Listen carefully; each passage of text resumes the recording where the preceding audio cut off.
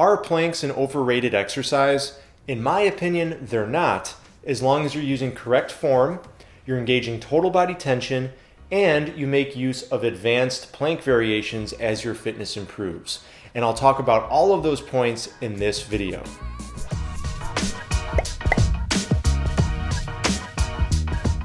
How's it going, everybody, and welcome back to Minus the Gym.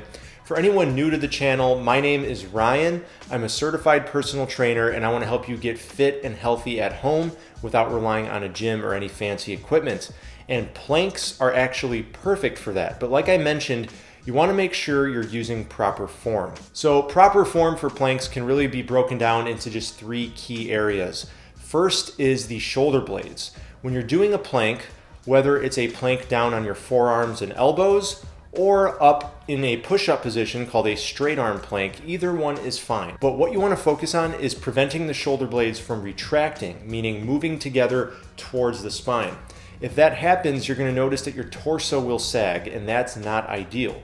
So instead, what we want to do is we want to press hard into the floor, whether we're pressing with our hands, right, through our shoulders, arms, and hands, if we're doing a straight arm plank, or we might be pushing, from the upper back with our forearms on the ground. Either way, when you press into the ground, you should feel your shoulder blades kind of move apart, which is called protraction. And the ideal position in a plank is either to have neutral scapulas or to have them protracted and moved apart away from the spine. The second area we want to focus on for planks is the hips. And this is just another area where we don't want gravity to win.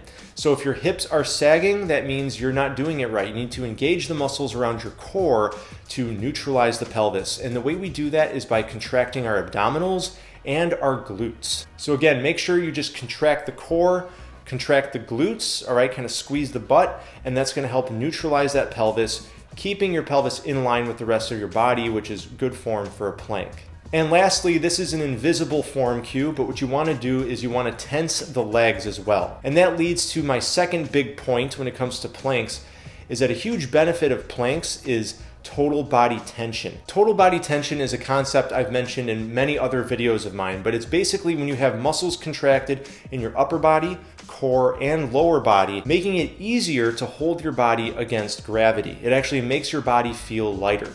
So as you make your way through your body weight fitness journey and you're advancing and you start working on, for example, handstands, all right, or maybe any other exercise where you're holding your body against gravity in a straight line, having that total body tension, muscles engaged throughout your whole body is going to help you feel lighter. And then this really all goes back to planks. Planks are a great beginner exercise that introduces people to total body tension. All right, so if you're using proper form and you're engaging total body tension, you're really getting the most out of planks, and they're not a waste of your time. But there's a third thing I want to mention, and that is using advanced variations. So once you can hold a plank for over a minute, 2 minutes, I've seen some people work on their endurance and build it up to 5, 10 minutes. I mean, the world record is over 8 hours. So that's just crazy, right? But instead of working on so much endurance, try using more difficult and challenging variations of planks. A great example of this is the extended plank, where you walk your hands out in front of your head and hold a plank that way. And what that's going to do is it's going to really put a lot more emphasis on your core. And if you want to challenge the concept of total body tension a lot more, try a wall plank, where you do a straight arm or forearm plank in front of a wall, but then place your feet up on the wall behind you and just hold that position. You will feel it's so much more challenging having your foot up on a wall behind you like that. Now, I could keep going on and on about plank variations, but I've actually already made a video with 10 different advanced plank variations. So if you want to check that out, I will put one of those cards up on the screen. Remember that once something gets easy, you can keep working on holding it longer if you want, but I personally have found it more advantageous to get creative and start doing different variations that challenge you more.